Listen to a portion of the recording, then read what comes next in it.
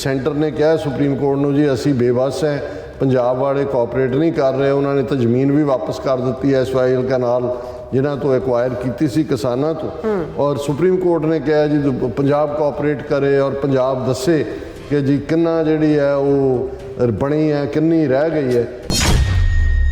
ये जी SYL canal है 214 kilometre है लंबी, जिहदे चों 122 किलोमीटर पंजाब चों गुजरती है। सो ये कल्ली यही नहीं भी पंजाब की जमीन तबाह करके पंजाब का 122 किलोमीटर ਜਿਹੜਾ ਪੰਜਾਬ ਚੋਂ, ਔਰ ਉਹਦੇ ਚੋਂ ਪੰਜਾਬ ਦੀਆਂ ਜਿੱਥੋਂ ਲੰਘਣੀ ਹੈ ਨਹਿਰ ਉਹ ਤੁਸੀਂ ਇੱਕ ਬੂੰਦ ਵੀ ਲੈ ਨਹੀਂ ਸਕਦੇ, ਜਿਵੇਂ ਤੁਸੀਂ ਰਾਜਸਥਾਨ ਕਨਾਲ ਚੋਂ ਨਹੀਂ ਲੈ ਸਕਦੇ। ਬਾਦਲ ਨੇ ਆਪਣੀ ਪਹਿਲੀ ਟਰਮ ਵੇਲੇ ਹਰਿਆਣੇ ਦੇ ਦੇਵੀ ਲਾਲ ਤੋਂ ਪੈਸੇ ਲੈ ਕੇ ਇਹਦੀ ਸ਼ੁਰੂਆਤ ਕੀਤੀ। ਅਕਾਲੀਆਂ ਦੀ ਬਰਨਾਲਾ ਹਕੂਮਤ ਨੇ 1985 ਚ ਰਾਜੀਵ ਲੌਂਗੋਵਾਲ ਅਕੋਰਡ ਦੇ ਵਿੱਚ ਇਸ ਨੂੰ ਬਣਾਉਣ ਦਾ ਜਿਹੜਾ ਉਹ ਸਮਝੌਤਾ ਕੀਤਾ। ਕਾਂਗਰਸ ਤਾਂ ਉਹ ਦੇਣ ਵਾਲੀ ਇੰਦਰਾ ਗਾਂਧੀ ਔਰ ਜਿਹਦੇ ਨਾਲ ਲੱਗੇ ਹੋਏ ਨੇ ਅੱਜ ਭਾਵੇਂ ਬਾਜਵਾ ਉੱਡ ਕਰਿਆ ਹੈ ਜਾਂ ਕੋਈ ਹੋਰ ਉੱਡ ਕਰਿਆ, BJP ਹਮੇਸ਼ਾ ਹੀ ਹਰਿਆਣੇ ਦੇ ਹੱਕ ਭੁਗਤਦੀ ਰਹੀ। ਕੇਜਰੀਵਾਲ ਦਿੱਲੀ ਦਾ ਬਾਣੀ ਹੈ ਜਿਹੜਾ ਤਾਂ ਪਹਿਲਾਂ ਹੀ ਕਹਿੰਦਾ ਜੀ ਇਹ ਜਿਹੜਾ ਰਿਵਰ ਵਾਟਰ ਹੈ ਇਹ ਤਾਂ ਰਾਸ਼ਟਰ ਦਾ ਸਰਮਾਇਆ ਹੈ ਔਰ ਇਹ ਜਿਹੜਾ ਇਸ ਦੇ ਉੱਤੇ ਸਭ ਦਾ ਹੱਕ ਹੈ। ਅਸਲ ਦੇ ਵਿੱਚ ਖਾਲਿਸਤਾਨ ਦੇ ਖਿਲਾਫ ਲੜਾਈ ਪੰਜਾਬ ਨੂੰ ਖਤਮ ਕਰਨਾ ਹੈ, ਪੰਜਾਬ ਦੇ ਰੀਸੋਰਸਿਸ ਨੂੰ, ਪੰਜਾਬ ਦੀ ਜਵਾਨੀ ਨੂੰ ਨਸ਼ਿਆਂ ਦੇ ਹਵਾਲੇ ਕਰਨਾ ਹੈ। ਸੋ ਇਹ ਜਿੰਨੇ ਮਰਜ਼ੀ ਚਿਹਰੇ ਸੀ ਤੁਸੀਂ 4-5 ਪਾਰਟੀਆਂ ਦੇ ਦੇਖੋ, ਅਲਟੀਮੇਟਲੀ ਇਹ ਭਾਰਤੀ ਖੁਫੀਆ ਏਜੰਸੀ ਰਾਹ ਲਈ ਕੰਮ ਕਰ ਰਹੇ ਨੇ।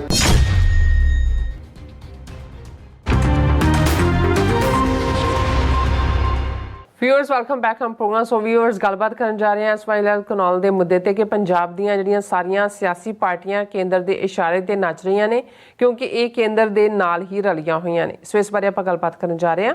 सो असीं चाहांगे कि तुसीं इसी तरह बने रहना, देखण सुनने या लिखण लई तुहाडा सब दा बहुत धन्नवाद जी। डॉक्टर साहब की कहना चाहोगे? देखो असीं अक्सर ये कहंदे हैं कि कुदरत ने सानू इक्को एक दौलत नाल साडी उस धरती नूं नवाजिया जिस चों साडा नाम भी निकलिया पंजाब। और अज भी लਹਿੰਦੇ पंजाब ਦੇ ਵਿੱਚ ਇੱਕ ਥਾਂ ਜਿਹਨੂੰ ਪੰਚ ਨਦ ਕਿਹਾ ਜਾਂਦਾ ਹੈ, ਜਿੱਥੇ ਫਾਈਨਲ ਜਿਵੇਂ ਪਹਿਲਾਂ ਬਿਆਸ ਨਾਲ ਸਤਲੁਜ ਮਿਲਦੀ ਹੈ, ਫਿਰ ਰਾਵੀ, ਝਨਾਹ, ਜੇਹਲਮ, ਔਰ ਸਮੁੰਦਰ 'ਚ ਜਾਣ ਤੋਂ ਪਹਿਲਾਂ ਅਖੀਰਲਾ ਪੰਚ ਨਦ ਹੈ। ਪੁਰਾਣਾ ਲਫ਼ਜ਼ ਦਰਿਆ ਲਈ ਜਿਹੜਾ ਉਹ ਨਦੀ ਸੀ ਪੰਜਾਬ ਦੇ ਵਿੱਚ ਇਹੀ ਇਸਤੇਮਾਲ ਹੁੰਦਾ ਰਿਹਾ।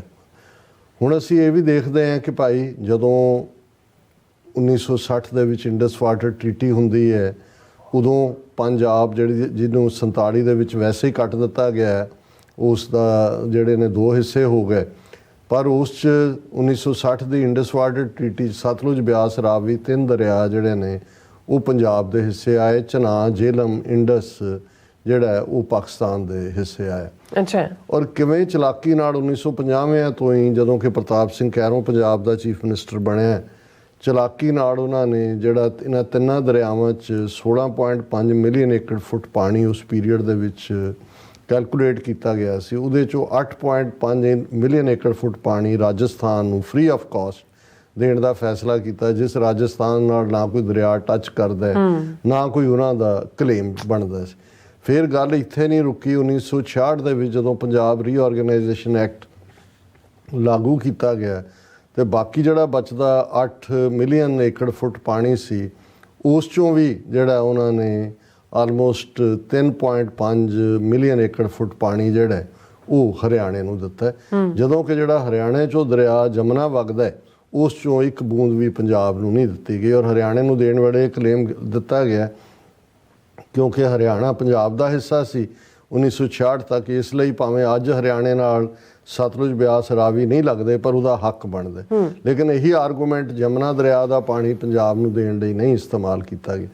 ਹੁਣ ਜਿਹੜਾ ਪਾਣੀ ਰਹਿ ਗਿਆ ਅਸੀਂ ਦੇਖਦੇ ਹਾਂ ਕਿ ਈਵਨ ਉਸ ਪੰਜਾਬ ਰੀਆਰਗੇਨਾਈਜੇਸ਼ਨ ਐਕਟ 'ਚ ਆਪਣੇ ਕਨਸਟੀਟਿਊਸ਼ਨ ਨੂੰ ਵਾਇਲੇਟ ਕਰਕੇ ਭਾਖੜਾ ਬਿਆਸ ਮੈਨੇਜਮੈਂਟ ਬੋਰਡ ਬਣਾਇਆ ਗਿਆ ਕਿ ਭਾਈ ਇਹਦੇ ਕੰਟਰੋਲ 'ਚ ਹੋਏਗਾ, ਜਿਹਦੇ 'ਚ ਪੰਜਾਬ, ਹਰਿਆਣਾ, ਹਿਮਾਚਲ, ਰਾਜਸਥਾਨ ਦੇ ਨੁਮਾਇੰਦਿਆਂ ਦੇ ਉੱਤੇ ਕੇਂਦਰ ਦੇ ਨੁਮਾਇੰਦੇ, ਤਾਂ ਕਿ ਪੰਜਾਬ ਦੀ ਆਵਾਜ਼ ਉਹਦੇ ਨੁਮਾਇੰਦੇ ਵੀ ਹੋਣ ਤਾਂ ਉਹ ਮਾਈਨੋਰਿਟੀ 'ਚ ਹੋਏ। ਉਹ ਵੀ ਜਿਹੜਾ ਲੇਟਲੀ ਅਸੀਂ ਜਦੋਂ ਭਗਵੰਤ ਮਾਨ ਨੇ ਟੇਕ ਓਵਰ ਕੀਤਾ, ਜਿਹੜੇ ਉਸ ਕੋਟੇ 'ਚ ਉਹਨਾਂ ਨੇ ਸੈਂਟਰ ਨੇ ਆਪਣੇ ਬੰਦੇ ਲਿਆ ਕੇ ਬਿਲਕੁਲ ਹੀ ਪੰਜਾਬ ਨੂੰ ਬੇਜ਼ੁਬਾਨ ਕਰ ਦਿੱਤਾ।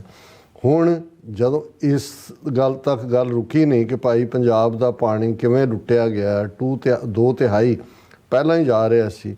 ਜੇ ਅਸੀਂ ਡੇਟਲਾਈਨ ਦੇਖੀਏ, ਕਿਉਂਕਿ SYL ਕਨਾਲ ਦਾ ਇਸ਼ੂ ਇਸ ਵੇਲੇ ਪਿਛਲੇ 3 ਦਿਨ ਤੋਂ ਮੰਗਿਆ ਹੋਇਆ ਹੈ ਸਾਡੇ ਲਈ, ਕਿਉਂਕਿ ਦੂਸਰੇ ਇਸ਼ੂ ਚੱਲ ਰਹੇ ਸੀ, ਇਸ ਲਈ ਮੈਂ ਕੱਢਿਆ ਹੁੰਦਾ ਸੀ ਵੀ ਡਿਸਕਸ ਕਰਨਾ, ਪਰ ਬੈਕ ਚਲਾ ਜਾਂਦਾ ਸੀ। ਹੁਣ ਕਿਉਂਕਿ ਆਲਰੇਡੀ ਪੋਲੀਟੀਕਲ ਡਿਬੇਟ ਦਾ ਕੇਂਦਰ ਬਿੰਦੂ ਬਣਿਆ ਔਰ ਈਵਨ ਇਹ ਪੰਜਾਬ ਗੌਰਮੈਂਟ ਨੇ 2 ਰੋਜ਼ਾ ਅਸੈਂਬਲੀ ਸੈਸ਼ਨ 20 ਤੇ 21 ਅਕਤੂਬਰ ਨੂੰ ਕਾਲ ਕੀਤਾ ਹੈ। ਇਸ ਤੋਂ ਪਹਿਲਾਂ ਇਹ ਦੋਨੋਂ ਹੀ ਭਗਵੰਤ ਮਾਨ ਨੇ ਕਿਹਾ ਜੀ ਓਪਨ ਡਿਬੇਟ ਕਰ ਲਓ, ਬਾਜਵੇ ਨੇ ਅੱਗੋਂ ਕੁਛ ਕਿਹਾ, ਸੁਖਬੀਰ ਬਾਦਲ ਨੇ ਕਿਹਾ, ਲੱਖਾ ਸਿਧਾਣਾ ਨੇ ਕਿਹਾ ਜੀ ਮੇਰੇ ਨਾਲ ਡਿਬੇਟ, ਉਹ ਜਿਵੇਂ ਜਗਲਰੀ ਮਦਾਰਪੁਣਾ।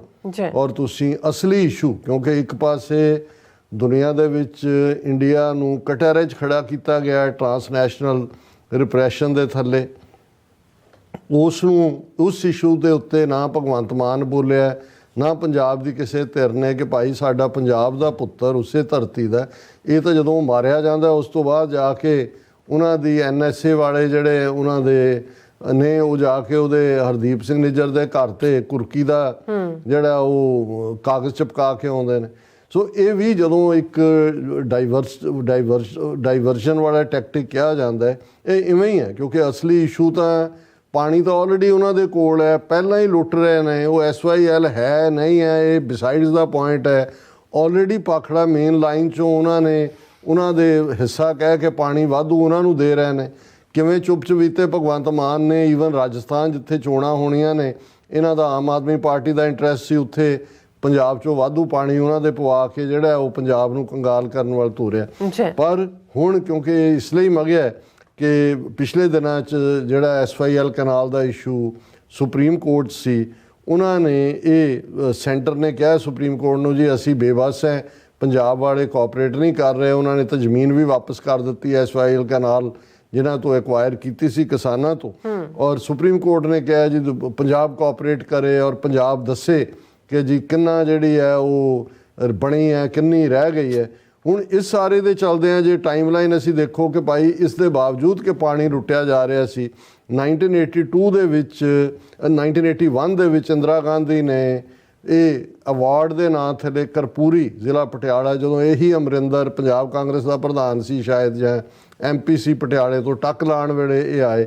ਔਰ ਇਹ ਜਿਹੜੀ SYL ਕਨਾਲ ਹੈ 214 ਕਿਲੋਮੀਟਰ ਹੈ ਲੰਬੀ, ਜਿਹਦੇ ਚੋਂ 122 ਕਿਲੋਮੀਟਰ ਪੰਜਾਬ ਚੋਂ ਗੁਜ਼ਰਦੀ ਹੈ। ਸੋ ਇਹ ਇਕੱਲੀ ਇਹੀ ਨਹੀਂ ਵੀ ਪੰਜਾਬ ਦੀ ਜ਼ਮੀਨ ਤਬਾਹ ਕਰਕੇ ਪੰਜਾਬ ਦਾ 122 ਕਿਲੋਮੀਟਰ ਜਿਹੜਾ ਪੰਜਾਬ ਚੋਂ, ਔਰ ਉਹਦੇ ਚੋਂ ਪੰਜਾਬ ਦੀਆਂ ਜਿੱਥੋਂ ਲੰਘਣੀ ਹੈ ਨਹਿਰ, ਉਹ ਤੁਸੀਂ ਇੱਕ ਬੂੰਦ ਵੀ ਲੈ ਨਹੀਂ ਸਕਦੇ, ਜਿਵੇਂ ਤੁਸੀਂ ਰਾਜਸਥਾਨ ਕਨਾਲ ਚੋਂ ਨਹੀਂ ਲੈ ਸਕਦੇ।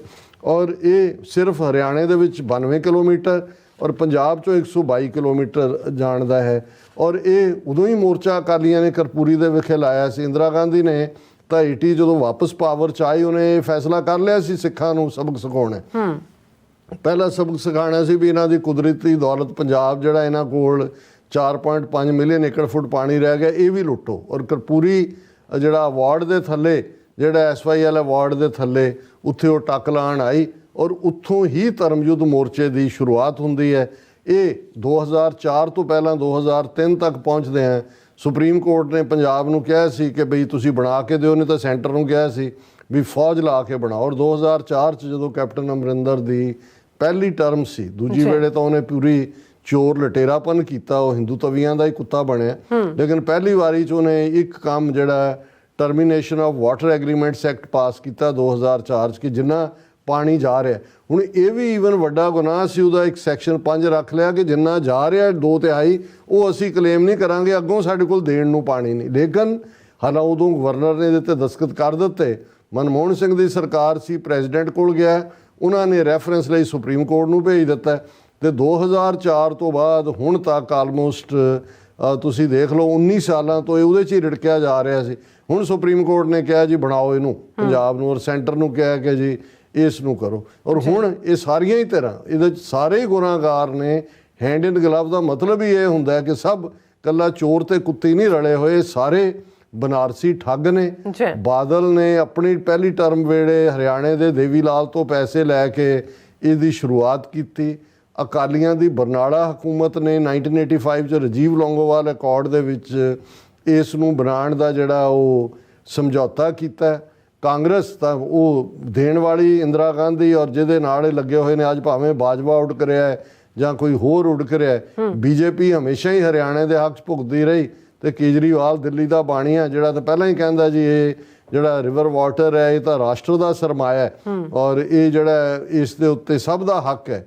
ਸੋ ਇਹਨਾਂ ਸਾਰਿਆਂ 'ਚੋਂ ਹੁਣ ਕੋਈ ਐਕਸਪੈਕਟ ਕਰੇ ਜੀ ਅਸੈਂਬਲੀ ਸੈਸ਼ਨ ਹੋਏਗਾ, ਦੂਜਾ ਹੋਏਗਾ, ਇਹ ਇੱਕ ਪਾਸੇ ਡਾਈਵਰਟ ਕੀਤਾ ਜਾ ਰਿਹਾ ਜੋ ਕੁਝ ਚੱਲ ਰਿਹਾ ਅਰਾਊਂਡ, ਤੇ ਦੂਸਰੇ ਪਾਸੇ ਪੰਜਾਬ ਦੇ ਪਾਣੀਆਂ ਦੀ ਫਾਈਨਲ ਲੁੱਟ ਦੀ ਤਲਵਾਰ ਅਗੇਨ ਉਹਨਾਂ ਨੇ ਸਿੱਖਾਂ ਦੇ ਸਿਰ ਤੇ ਲਟਕਾ ਦਿੱਤੀ ਹੈ।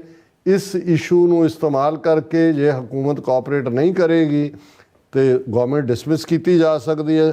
ਉਹਨਾਂ ਨੇ ਸਿੱਖਾਂ ਨੂੰ ਸਬਕ ਸਿਖਾਉਣਾ ਹੈ। ਹੁਣ ਦੂਸਰੀ ਵਾਰ ਦਾ ਜਿਹੜਾ ਹੈ ਕਿਸਾਨ ਮੋਰਚੇ ਤੋਂ ਬਾਅਦ ਇਹਨਾਂ ਨੇ ਦੇਖ ਲਿਆ ਕਿ ਸਿੱਖ ਹੀ ਨੇ ਡਿਫਾਈਨਸ ਦੇਣ ਵਾਲੇ, ਔਰ ਇਹ ਬਾਹਰ ਵੀ ਜੋ ਹੁਣ ਅੱਜ ਸਿੱਖਾਂ ਨੇ ਆਵਾਜ਼ ਚੁੱਕ ਕੇ ਇਹਨਾਂ ਦੇ ਅਗਲੀ ਚਿਹਰੇ ਨੂੰ ਬੇਨਕਾਬ ਕੀਤਾ ਹੈ। ਸੋ ਇਹ ਅਸਲ ਦੇ ਵਿੱਚ ਖਾਲਿਸਤਾਨ ਦੇ ਖਿਲਾਫ ਲੜਾਈ, ਪੰਜਾਬ ਨੂੰ ਖਤਮ ਕਰਨਾ ਹੈ, ਪੰਜਾਬ ਦੇ ਰਿਸੋਰਸਿਸ ਨੂੰ, ਪੰਜਾਬ ਦੀ ਜਵਾਨੀ ਨੂੰ ਨਸ਼ਿਆਂ ਦੇ ਹਵਾਲੇ ਕਰਨਾ ਹੈ। ਸੋ ਇਹ ਜਿੰਨੇ ਮਰਜ਼ੀ ਚਿਹਰੇ ਸੀ ਤੁਸੀਂ 4-5 ਪਾਰਟੀਆਂ ਦੇ ਦੇਖੋ, ਅਲਟੀਮੇਟਲੀ ਇਹ ਭਾਰਤੀ ਖੁਫੀਆ ਏਜੰਸੀ ਰਾਹ ਲਈ ਕੰਮ ਕਰ ਰਹੇ ਨੇ, ਹੈਂਡ ਇਨ ਗਲਵ ਨੇ, ਕਿਉਂਕਿ ਇਹ ਸਾਰੇ ਹੀ ਚੋਰ ਨੇ, ਇਹਨਾਂ ਦੇ ਦਿਲ ਵੀ ਕਾਲੇ ਨੇ, ਇਹਨਾਂ ਦੇ ਮੂੰਹ ਵੀ ਕਾਲੇ ਨੇ, ਔਰ ਇਹ ਜਿਹੜਾ ਬੰਦਾ ਚੋਰ ਹੁੰਦਾ ਹੈ, ਕਰਪਟ ਹੁੰਦਾ ਹੈ, ਕਾਣਾ ਕੀਤਾ ਹੁੰਦਾ ਹੈ, ਉਹਨੇ ਕੀ ਜਿਹੜਾ ਉਹ ਸਟਰਗਲ ਲੜਨੀ ਹੈ, ਕੀ ਕਿਸੇ ਨੇ ਮੋਰਚਾ ਲਾਣਾ ਹੈ।